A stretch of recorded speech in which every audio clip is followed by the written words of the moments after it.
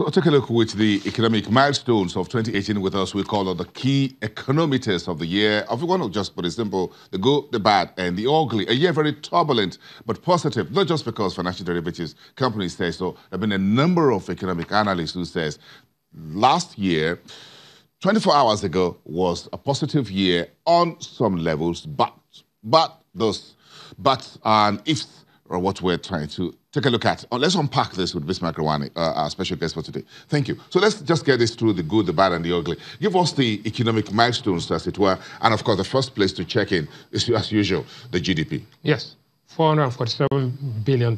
Nearly 500. Yes, big, but growing at 1.8% at the last quarter. It went down to 1.5% at the point. So we have about $500 billion GDP. Yes. We're sweating it for just 1.5% growth. But your population is growing at 2.6%.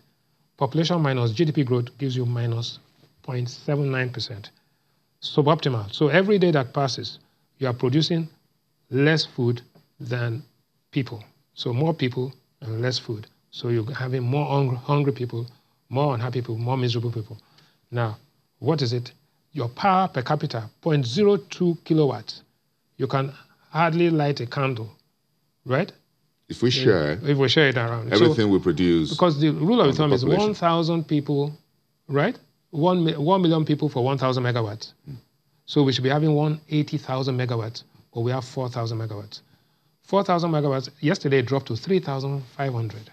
So the stranded power is equal to the power on grid. Of course, we have off-grid solutions, and I've heard Minister Fashola talk about all these great things they're trying to do.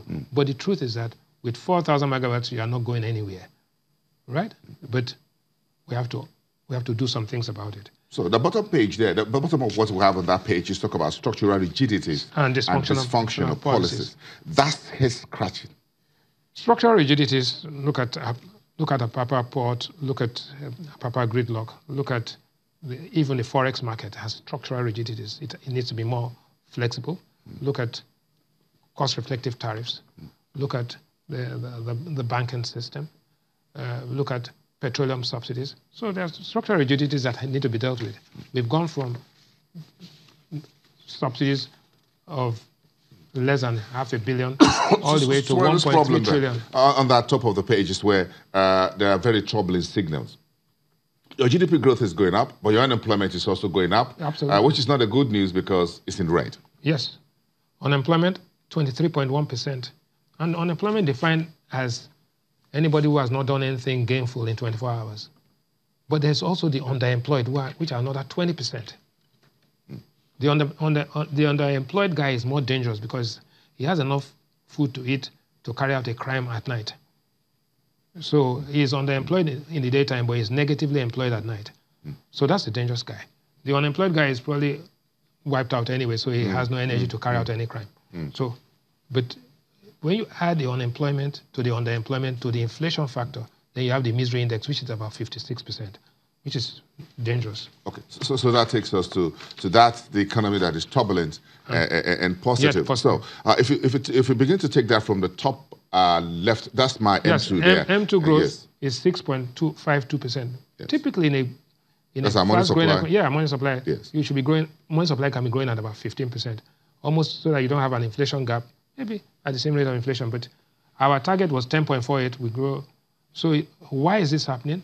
Because you have the FAC and you have the credit to the private sector. Credit to the private sector is actually not doing anything for us. We are about 1% or even negative. So people are not lending. All we are relying on intervention money, BOI, Next Aim, and all that. No country lives on intervention. Intervention are exceptions. The banking system should be able to intermediate and provide credit for everybody. Based on the productivity of the economy? Yeah, no, but if you have taken 22.5% of my deposits as cash reserve, and you are not even returning the ones that are with me. So effectively, you've strapped me of 30% of my liquidity. And government borrowing. Yes, government borrowing. And also you're asking me, I'm getting return on treasury bills, and you're asking me to provide IFRS 9, comply Basel III effective today, right? And so the guys are risk averse. No matter what happens, these guys, lending is now price insensitive, price inelastic. They don't care. Even if you take the interest rate to 100%, they will not lend. Take it to 0%, they will not lend. So we've got to deal with that problem. That's what I mean by structural rigidities as well and dysfunctional policies. So now, if you look at that fastest growth and contracting sectors, that's interesting. And this is where the problem really is there, with the gentleman there whose resume looks bigger than him, he's not getting a job. Yes. At the bottom left. So the electricity and telecom sector. Oh, electricity and telecom are doing well. 18.27% in electricity because of solar, on-grid, what the government is doing. Vice President Shiba, you talked about the Ayara market. And you have telecoms also investing quite in spite of MTN. But contracting sectors, financial services and insurance, minus 4.81. And real estate, where people are building houses, the third quarter GDP wasn't good for those two sectors. No. It's really bad because real estate is going underwater. Really. Yeah, real estate, we're in trouble. The vacancy factor in Ikoyi, Victoria Island, and Lekki, as well as Abuja and parts of Port Harcourt, is as high as almost 30%. In other words, 30% of the houses that are built newly are not occupied. And the other ones that are occupied, about another 20% are delinquent. That is, the tenants have refused to pay. And to evict your tenant, a delinquent tenant, you've got to engage a lawyer. You've got to go through the court system. So in the end, you're underwater. Meanwhile, you borrowed money to build that house. So both you and the delinquent guys are going into bankruptcy. So our real estate sector, which ought to be an employment sector, because you got to there's contractors and everything, paints, whatever, furnishing, joinery, whatever you talk, plumbing, whatever it is. That's a multiplier effect. They are not. Those girls are not at work. Those are artisans. Yes, that is the point. So you're having growth that is not job creating, which is non-inclusive. It's fragile, and so it tells you that you got to restructure, reorientate your economic thinking, because there are economists and economic thinkers. An economist who is not an economic thinker is an elegant illiterate. Basically, that's what it is. Okay. So finance and insurance is one interesting sector.